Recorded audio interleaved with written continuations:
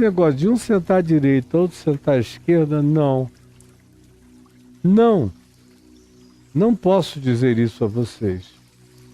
Porque isso não está no meu arbítrio concedê-lo, porém, é para aqueles a quem está preparado por meu Pai. E não é nesse improvisozinho de chegar mamãe com 2 filhinhos, queria resolver isso aqui agora. Não, os desígnios disso são anteriores a tudo que vocês podem imaginar.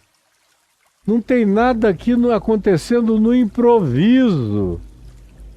Eu estou andando em cima do script, da perspectiva e da projeção da salvação, da doação, do amor, do altruísmo, da entrega, da profecia, dos salmos, de Isaías, de Jeremias, até mesmo de Moisés que anunciou a minha vinda, ou de Abraão que viu os meus dias e se regozijou. Eu estou vivendo aqui de acordo com toda essa linhagem de natureza profética que tem a sua convergência em mim e que não se afunila no judaísmo, mas se abre para a universalidade do planeta inteiro e para todas as criaturas com consciência no universo. É muito maior do que essa economiazinha de 2 filhinhos e uma mamãezinha e um privilégiozinho especial, igual cabeça de crente em igreja, que fica pensando que a única coisa que interessa a Deus é o que acontece naquele grupelinho. E que Deus não está nem aí para o cosmos, para os cosmos, para os universos, para as dimensões, para as bilhões e trilhões de criaturas universais e transversicas. Deus não está nem aí para todas as trilhões de criaturas que habitam o planeta, os mares, as águas, debaixo das águas, a terra, os ares, criaturas de todos os tamanhos e naturezas e formatos e expressões. Parece que Deus não está nem aí para nada do que Ele criou, para o universo inteiro, nem para a humanidade, nem para calamidade, nem para dor, nem para sofreguidão, nem para angústia, nem para fome, nem para miséria, nem para injustiça, nem para iniquidade, nem para péssima e horrorosa e perversa distribuição de renda. Parece que Deus não está nem aí para tudo que os profetas disseram que Deus priorizava. Parece que Deus não está nem aí para tudo que Jesus pautou. Jesus pautou como prioridade dele, Jesus, que eram as prioridades do Pai, que trabalhava até agora, e ele disse: eu trabalho também pelas mesmas pautas e interesses. Mas crente é assim, como a mulher de Zebedeu e como Tiago e João, todo mundo é igual. Querem saber quais são os privilégios especiais para o gueto. São filhos do gueto e querem reduzir o reino de Deus a um gueto de interesse clubesco, congregacional, de um timezinho de eleitos supremacistas que se acham os seres mais especiais do universo, porque são os escolhidos e os separados, e são os seres assim extraordinários, os únicos que Deus vê, pelos quais se importa, aos quais quer abraçar, acolher, salvar e perdoar. Tamanho é o narcisismo desses grupelhos religiosos, dessas seitas, porque o que a mulher de Zebedeu e Tiago e João estão expressando aqui é a mentalidade da seita. É a mentalidade da seita. É tipo os 144 mil dos testemunhas de Jeová baseados no Apocalipse, ou o grupo dos escolhidos da Ellen White no Adventismo, ou o grupo dos eleitos, dos ultra-eleitos na predestinação dupla, de dupla mão, e que Deus não só predestinou uns para os céus, mas predestinou todo mundo mais para o inferno. É coisa de seita, horrorosa. E vocês todos são criados na seita. Na igreja pentecostal, São os batizados do Espírito Santo, os únicos que têm garantia de alguma coisa. E assim mesmo, se na sua hipocrisia apresentarem um currículo vitae de não pecados exteriores, visíveis, mensuráveis e quantificáveis, fotografáveis e filmáveis. É isso que interessa a eles. Se pode depreender da cara para fora, porque não tem nada a ver com a pestilência e o impregnamento de perversidade e de peçonha e de rapina e de putrefação nas suas almas. Nada. É a mentalidade da seita que prevalece aqui. Só uma mente muito atrofiada. E olha que eles estão diante de Jesus, mas estar diante de Jesus não os previne da mentalidade seita, nem da atrofia pessoal, porque é a cabeça de cada um que cria esse ambiente de ultra privilégio particularizado para si mesmo. O que é uma vergonha, um caos, uma tristeza e algo que se repete em todos os grupos cristãos do planeta Terra. Eles acham que ganharam uma vocação superior à de todos. E sem eles, Deus não age no mundo. Sem que eles vão, sem que eles preguem, sem que eles falem, sem que eles defendam a Deus, sem que eles tenham um lugar garantido de visibilidade, um trono de glória para serem expressões de Deus na terra, Deus está diminuído. E não querem considerar que é necessário que primeiro o Cristo padeça todas as coisas e depois entre na sua glória. Não querem considerar o que a gente vai ver algumas páginas adiante, no capítulo 24 de Mateus, e a seguir nas parábolas que vêm logo depois, que falam de uma longa espera entre a morte e a ressurreição de Jesus e a vinda de Cristo. Aí tem a parábola do servo mau, que fala que depois de muitos dias é que o Senhor volta. A parábola das virgens, que também diz que demora muito a volta do Senhor a ponto de todo mundo morrer de sono. A parábola dos talentos, que também fala de uma espera longa, até que depois, no fim de tudo, vem o Senhor e pede que eles prestem contas. A parábola do grande julgamento, das ovelhas e dos cabritos, que acontece também no fim dos tempos, e uma quantidade grande de outras parábolas, que nos dão conta desse grande interregno, como a parábola das bodas, que a gente vai ler em Lucas, e diz que os que foram primeiros chamados disseram que não queriam ir, porque tinham outras coisas mais importantes para fazer. E aí o dono do banquete disse, então chamem os pobres, os cegos, os coxos, os paralíticos, os mudos, os andrajosos, os leprosos, os marginalizados, os desprezados pela sociedade, pela religião. Chamem, porque agora os outros que foram convidados primeiro e se fizeram de rogados e disseram que tinham coisas mais importantes para fazer do que atender ao convite do reino de Deus, esses aqui não entram mais. Ficarão batendo na porta de fora. Agora aqui dentro a gente vai encher de todo mundo que eles repudiam, que eles odeiam.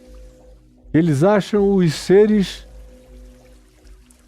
totalmente amorfos, sem beleza para serem incluídos no desejo de salvação e de graça e de acolhimento e de abraço divino para com esses seres que eles próprios, os religiosos que não aceitaram o convite, repudiavam. Mas é uma parábola que diz que tem um grande interregno. Enquanto eles vão dizendo não quero, não quero, não quero, como a religião está fazendo o tempo todo, não quero. Ela não quer Jesus.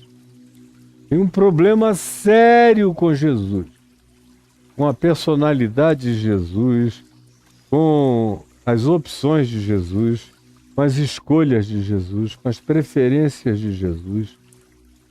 Não gostam dos amigos de Jesus, não entendem as prioridades de Jesus, repudiam as pautas todas de Jesus, são inimigos dos amigos de Jesus,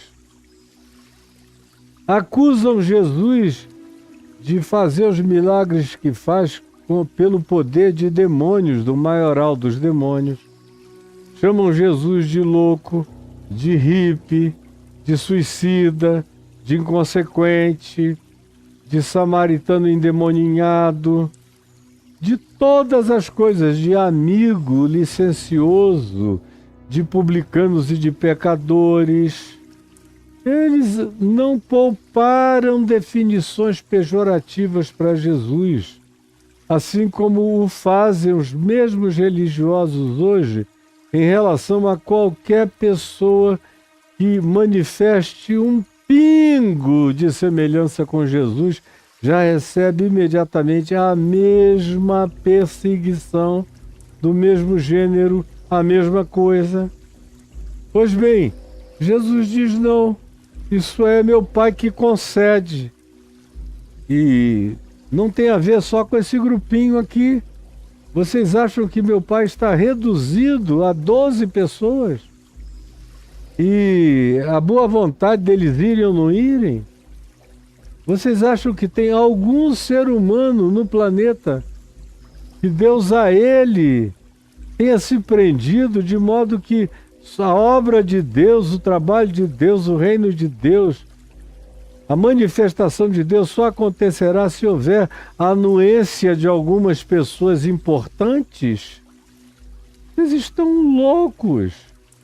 Meu Pai sabe a quem quer, a quem escolheu, a quem manifestará, não só agora, mas no curso da história inteira. Gente que vocês jamais nem conhecerão, nem saberão a existência, e que carregarão um espírito muito mais quebrantado, muito mais entregue, muito mais voluntário, muito mais despretensioso, muito mais manso e humilde de coração, muito mais pacificador, muito mais resiliente em alguns aspectos da vida, e que vão se alegrar na esperança do reino de Deus, e que vão aceitar a cruz e a ressurreição e vão viver se gloriando na cruz de Cristo, que vocês tentam evitar, escapam, tentam pular o tema e introduzir outras questões para não ficarem cara a cara com isso, porque vocês não querem a cruz, vocês só querem tronos, domínios e poderes. Isso, nos dias de Jesus já era assim. Ora, quando Jesus disse isso, a mulher de Zebedeu, mãe de Tiago e João, e a Tiago e a João que ali estavam, ao falar isso, o verso 24 diz: ora, ouvindo isso, os outros 10 apóstolos, 2 estavam ali com a mãe, 10 estavam assistindo e um outro grupo de pessoas vendo aquele espetáculo. E ontem eu disse que era um verdadeiro presépio devocional de joelhos, mas não passava de uma presepada de fato. Ora, ouvindo isto os 10, o pedido deles, indignaram-se. Ficou todo mundo com raiva de João e de Tiago.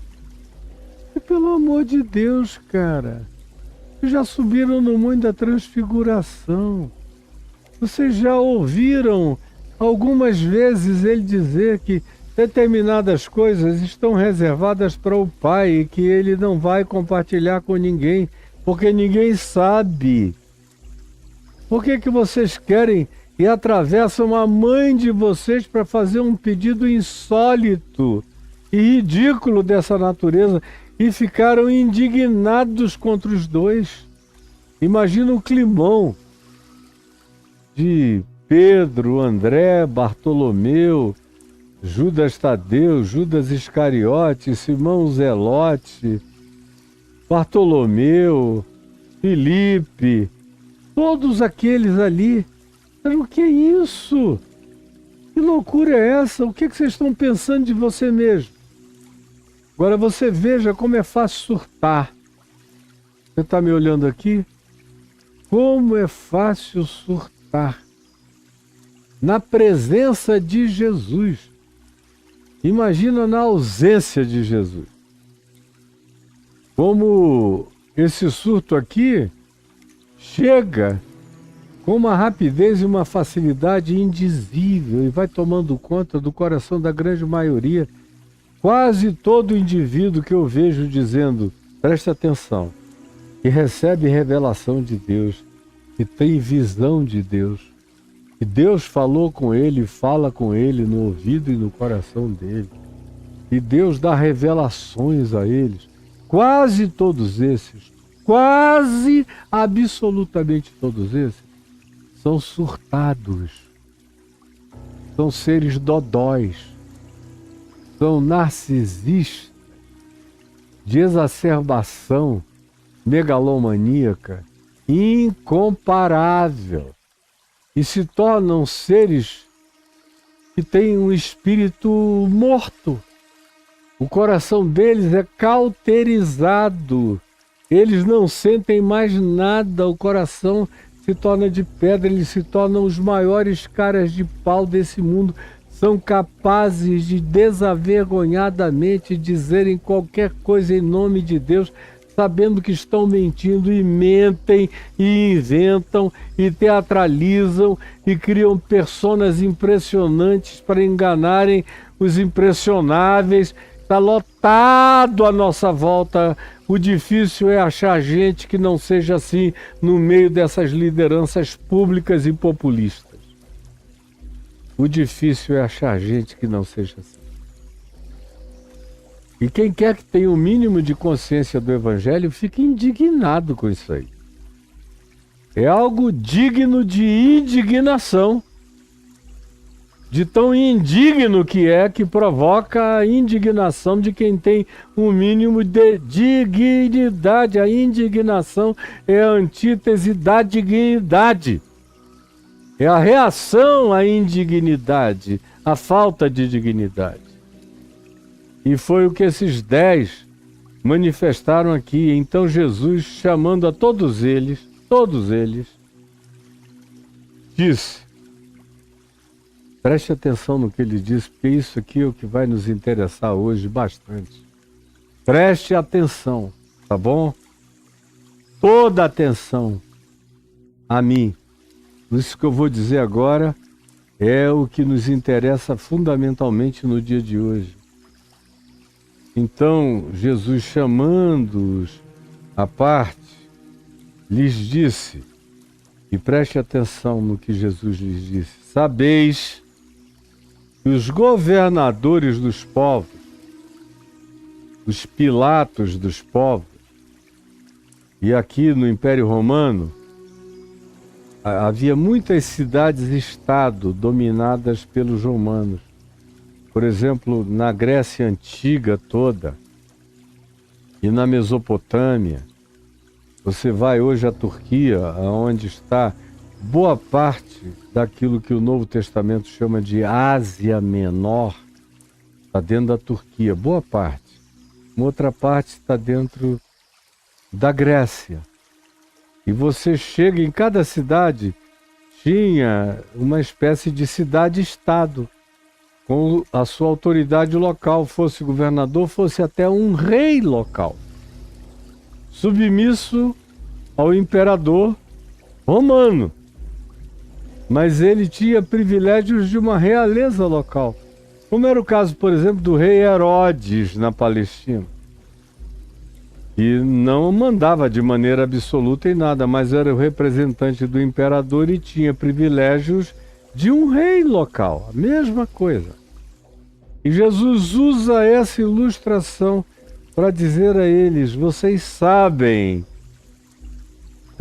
com certeza, sabeis que os governadores dos povos os dominam e que os maiorais os mais influentes, os mais ricos, os mais acadêmicos, os que têm poder de maior visibilidade, de maior impressionalidade, que são chamados aqui de os maiores, exercem autoridade sobre os outros, que nem são realezas, nem são governantes, nem são procônsules, nem são autoridades, nem são figuras de respeitabilidade célebre naquela sociedade, por qualquer que fosse a razão. Vocês sabem, no mundo em que vocês vivem, quem são as figuras que recebem a convergência de autoridade para esse topo da pirâmide, de onde todas as coisas derivam, como controle, como poder, exatamente como acontece nos nossos dias até agora. Então vocês sabem que é assim no mundo. É assim no Império Romano, é assim em Laodiceia, é assim em Pérgamo, é assim na região de Filipos, é assim na Macedônia, é assim em várias cidades e estados da Ásia Menor, aonde existem essas autoridades com essa capacidade de dominação. Assim como os hiperelevados militares, centuriões, generais, capitães de grupos legionários poderosos, também exercem essa autoridade no âmbito do seu alcance, do seu domínio.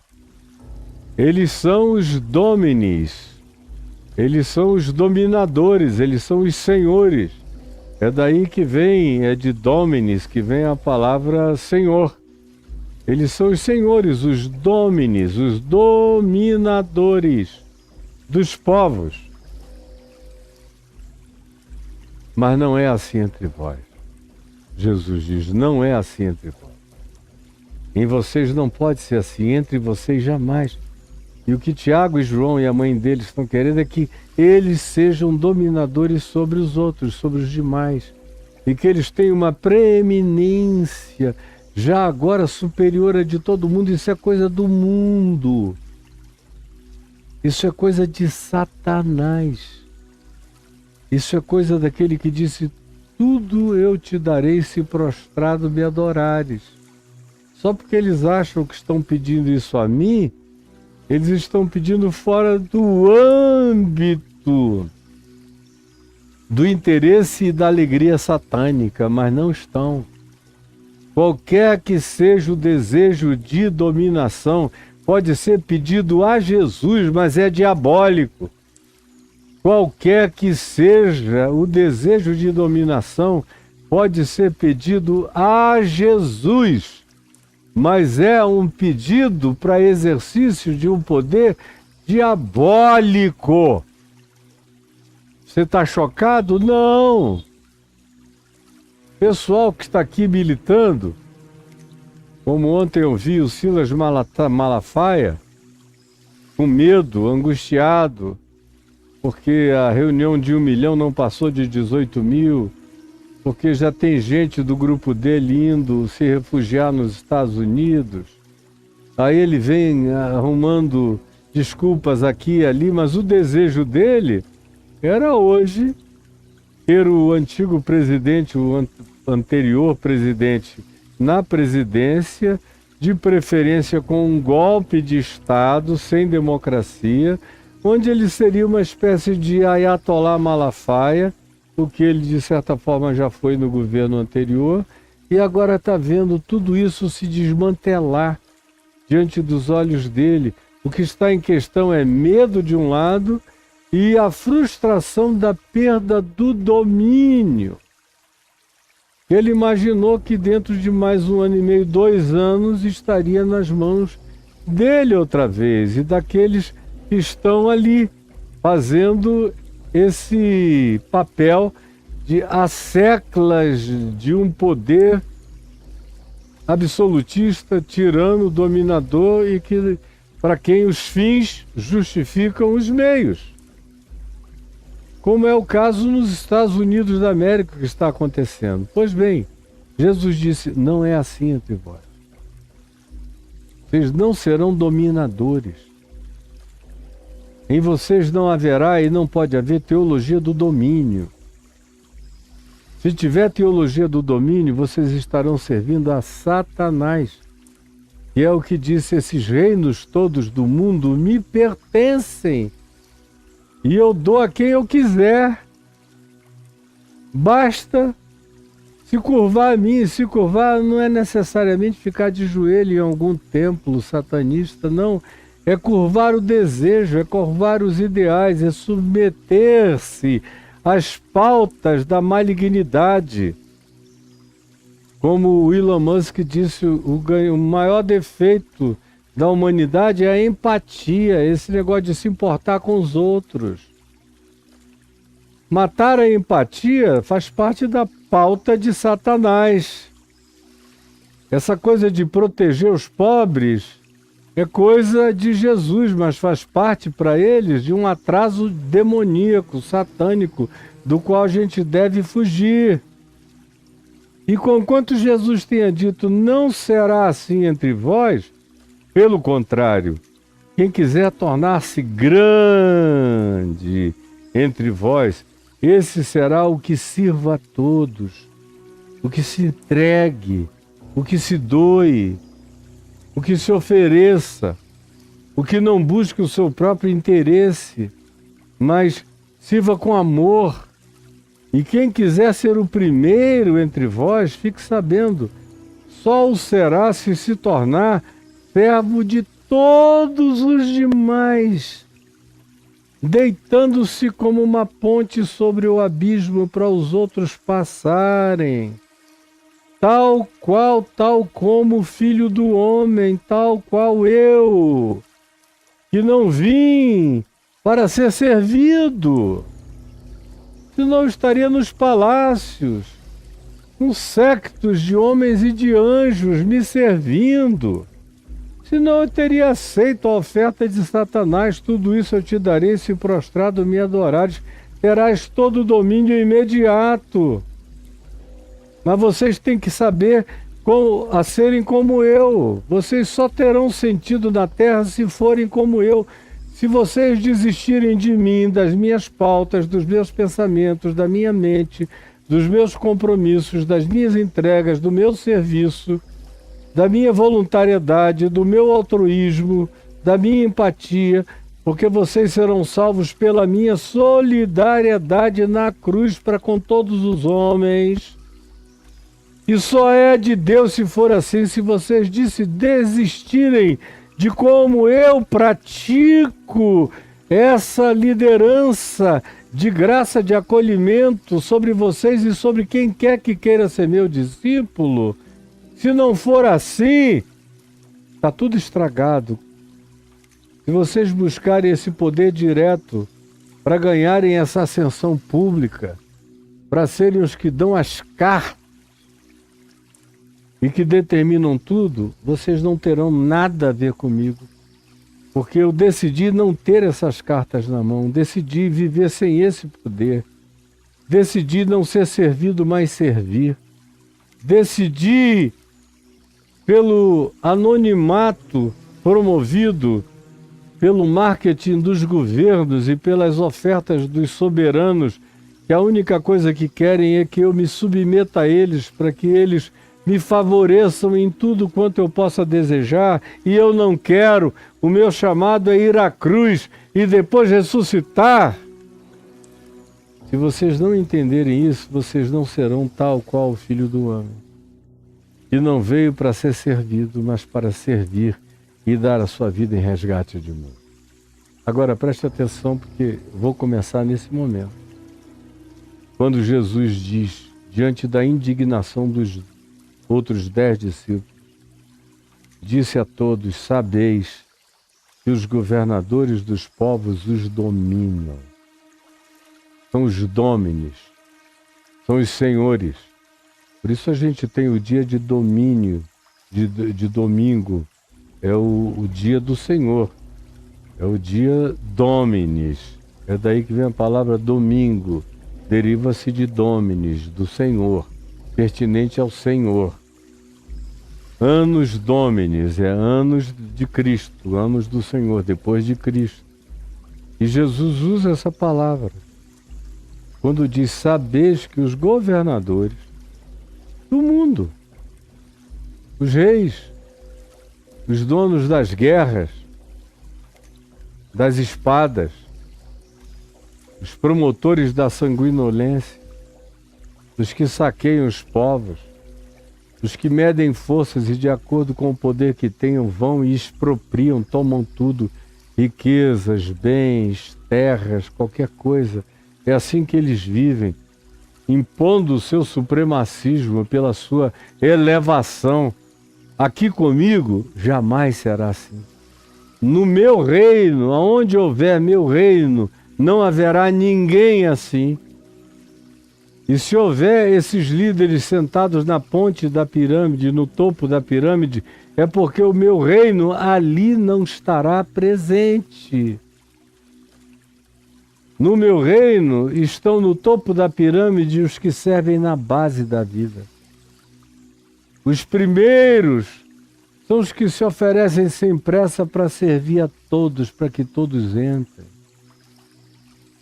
Os mais importantes são os que abrem mão desses significados de visibilidade e importância e se entregam, mesmo que seja anonimamente, para servir o próximo, com amor, sem precisar de divulgação do que fazem para a regimentação de prestígio, de poder, de influência, de dominação, de controle.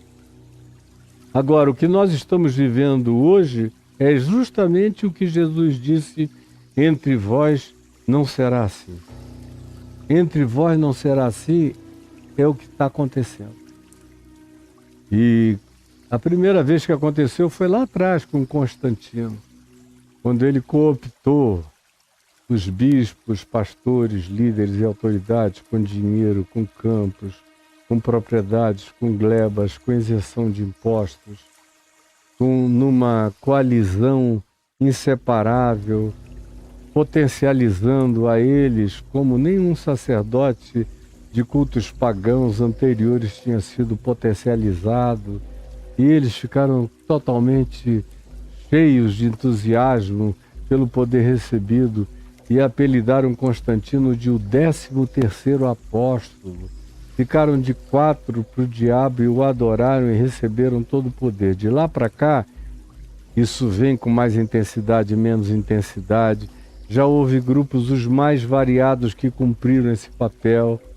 O mais recorrente, mais longo deles no curso da história foi indubitavelmente o Vaticano, com os seus inúmeros papas, que se serviram disso e quiseram primazia absoluta, tronos e mitras, e ouro, e glória, e os reinos da Europa servindo-os, e todos os reinos possíveis em adoração ao poder que eles diziam representar, e as piores coisas, as maiores bruxarias, feitiçarias, maldades, desumanidades, perversidades, pedofilias, promiscuidades, abusos humanos e extorsão, eliminação, tortura, morte, fogueira, decapitação, crucificação e imputação de pecados a seres humanos lindos, bonitos.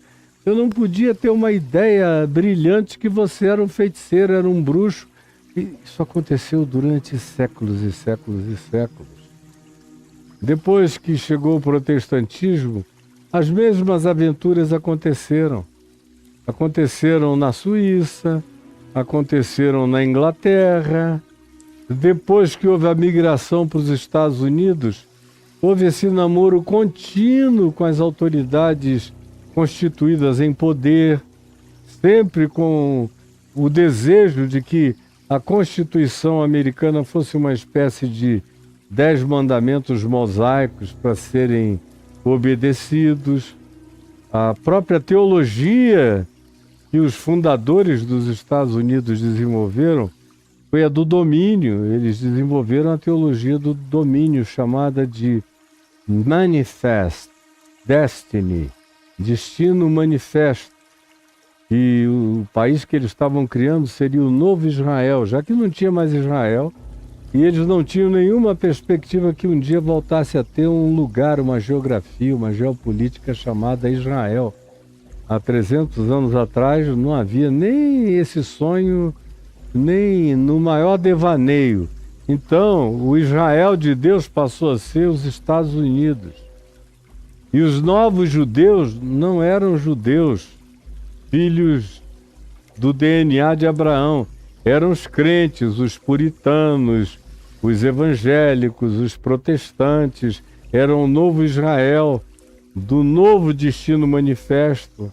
E os Estados Unidos eram a manifestação mais plausível e possível da nova Jerusalém que tinha chegado entre os homens. E conquanto a maioria dos founders, dos fundadores, que eram também cristãos, fossem maçons comprometidíssimos com toda a estrutura secreta da maçonaria, eles fizeram o possível para escrever uma constituição que agradasse as igrejas, os crentes, especialmente os crentes protestantes, puritanos, evangélicos americanos. Com o desenvolvimento do país e o crescimento de uma quantidade enorme de população americana, com a chegada de católicos italianos, de católicos irlandeses, de pessoas de outros grupos raciais, de católicos latino-americanos e da Mesoamérica, com a presença de outros grupos humanos. Os judeus chegaram lá e tomaram conta de boa parte dos negócios financeiros, nos estoques, em Wall Street, nas imobiliárias, e a chegada das máfias, com suas devoções bastante católicas e os seus vínculos profundamente italianos. Enfim, houve uma proliferação de grupos buscando a mesma coisa: controle, domínio, encher a Câmara de Deputados, a House of Representatives, que é a Câmara dos Deputados, de gente que fizesse lobby por eles. E eles foram crescendo e houve surgimento de várias outras percepções e consciências que queriam um Estado mais laico, que queriam uma democracia mais genuína, mais representativa, menos afunilada na direção de que os protestantes tivessem primazia na eleição como presidente da República, como foi durante muitos anos. A maioria dos presidentes americanos eram protestantes.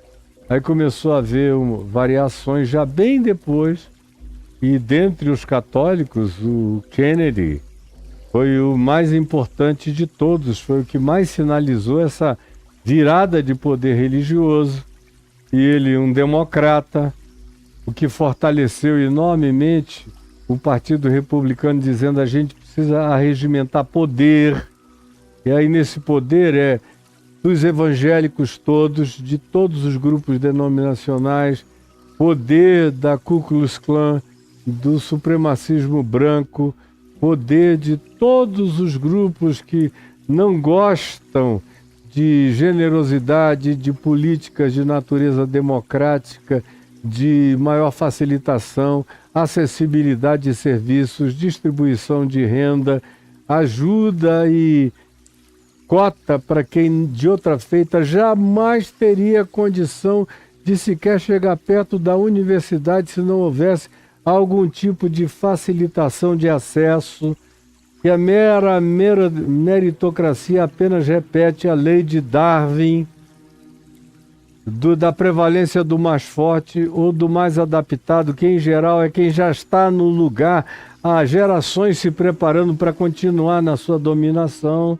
E há uma multidão de excluídos, com uma glorificação enorme de grupos cada vez menores de milionários que representem a glória oligárquica americana no planeta inteiro. E aí, de 1975 para cá, com algumas pessoas que foram famosas naquela época, como, por exemplo, o Francis Schaeffer, que começou como um teólogo, filósofo razoávelzinho, mas que logo depois começou a se tornar radicalíssimo, conservadoríssimo, do tipo que dizia: se o cara é legal chegar para mim e me falar como o coração dele é amoroso para com os pobres e os necessitados, mas ele não me disser que já recebeu Jesus como Senhor e Salvador e já foi batizado em alguma igreja, eu vou botar a mão no ombro dele e dizer: eu sinto muito, o ser humano generoso que você é, mas você vai para o inferno, entendeu? No dia que eu li o Francis Schaeffer dizer isso a primeira vez, no livro dele, Ele Está Presente e Não Está Calado, eu tinha lido vários. Tinha lido A Morte da Razão, tinha lido um livro sobre Salmos, muito bom. Tinha lido Ele Está Presente, que era um livro sobre epistemologia, bem razoável. E agora veio Ele Está Presente e Não Está Calado. Quando ele declara isso ali, já ficando radical, eu falei: não, cara, você me perdeu geral. Legal. Junto com ele havia outros, como Bill Bright, da Cruzada Estudantil Profissional para Cristo, que eu conheci, e que foi ficando cada vez mais político, radical. Foram desenvolvendo gradativamente uma espécie de teologia do domínio, que eu explico já o que é. Também tinha um cara que eu conheci que se hospedou na minha casa. E no início da vida dele, quando ele era jovem, ele era um cara piedoso. Eu o convidei, através do meu amigo George Foster, da editora Betânia, quando eu ainda era pastor em Manaus, para ir a Manaus pregar na nossa igreja presbiteriana central de Manaus. Depois ficou hospedado na minha casa o Loren Cunningham, que é o fundador da JOCU no Brasil, os Jovens com uma Missão, na terra inteira.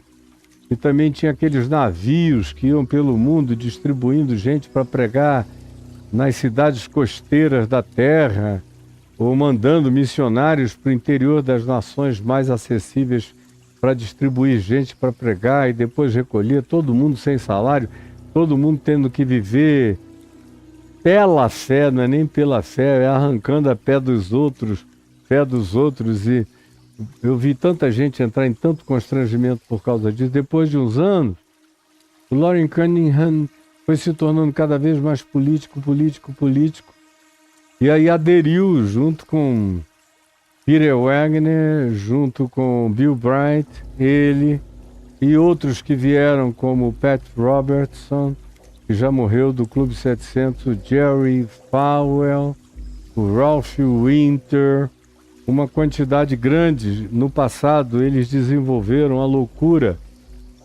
de uma coisa chamada de teologia do domínio, que é algo que contradiz tudo o que Jesus disse aqui, quando afirmou: entre vós não é assim. Eles resolveram encontrar desculpas para que entre os crentes seja assim. Isso se desenvolveu. E olha só a teologia esdrúxula que esses caras criaram. Eles pegaram lá Apocalipse 19, que diz que a grande Babilônia é também a cidade das 7 colinas. Nos dias de João, a cidade das 7 colinas, para a qual ele estava destinando o livro do Apocalipse, o João do Apocalipse,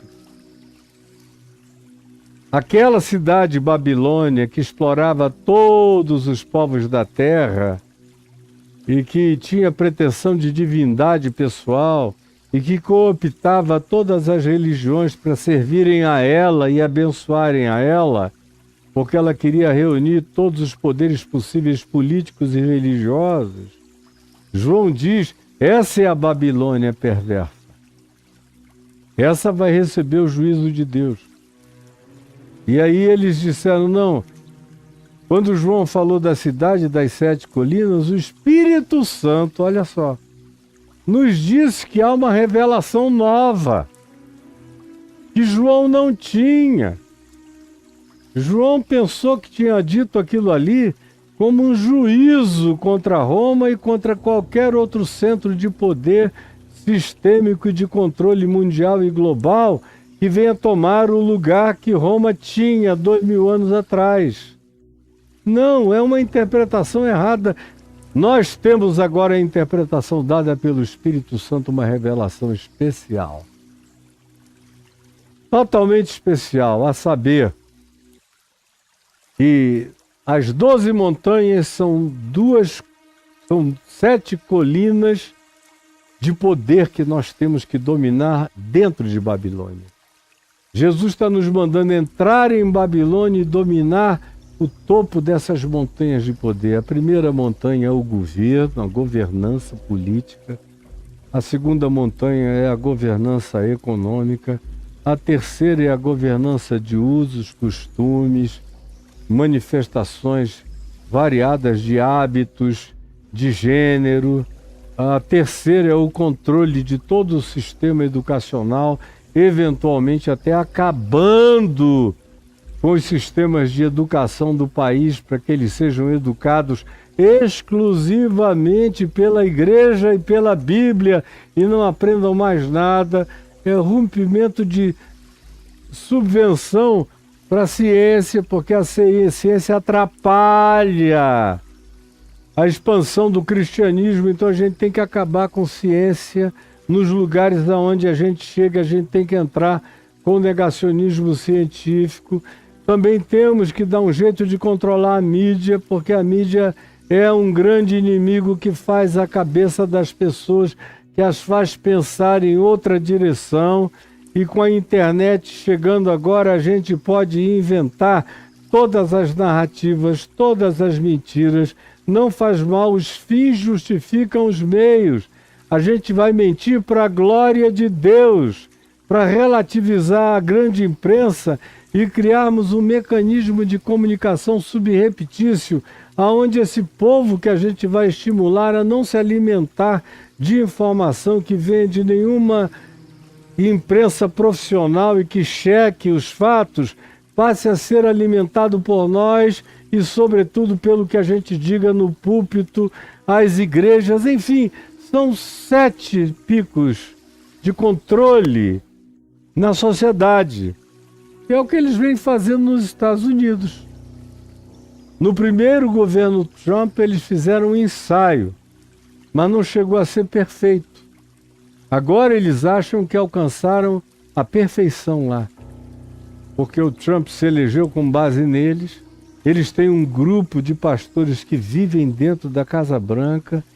Tem uma pastora, e a Paula, que fica lá impondo as mãos na cabeça de todo mundo e profetizando que ele é ungido do Senhor, que o Senhor o levantou, que ele é o homem do coração de Deus.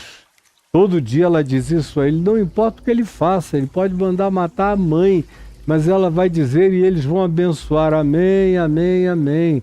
O que eles querem é domínio, é controle, é domínio sobre o Congresso. Gostariam de ter domínio sobre a Suprema Corte Americana, como eles já estão tendo alguma troca de domínio com o presidente, e faz coisas para eles e eles fazem outras para o presidente. É uma mão lava a outra. Mas o que está em vigência é a prática da teologia do domínio. E está aqui no Brasil, em pleno desenvolvimento. E hoje, por exemplo, eu fui informado do nome da pessoa que aqui no Brasil faz a ponte entre os grupos evangélicos